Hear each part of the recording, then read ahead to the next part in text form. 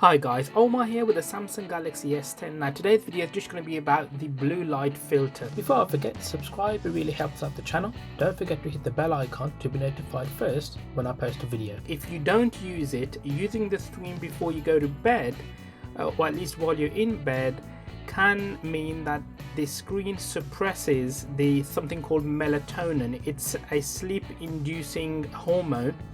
And what it can do is it can disrupt your sleep pattern. It can stop you from sleeping or even getting a good night's sleep. So this is how you turn this on to help you sort of counteract that.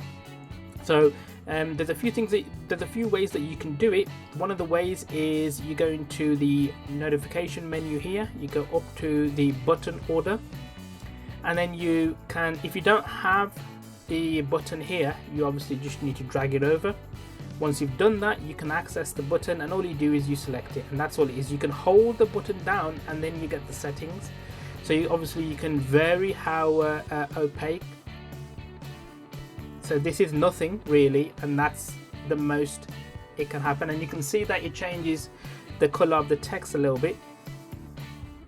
And then you go down into, you can basically turn it off there, and then you can have it on a schedule. So for example, you can have it from whatever your sunrise to sunset, which is good, or you can customize based on your own schedule. And what this will do is, if you're accustomed to using your phone before bed, checking emails, things like that, then I would definitely recommend that you put this on, because it can help towards you getting a good night's sleep. Thank you so much for watching, and I'll talk to you guys in the next one.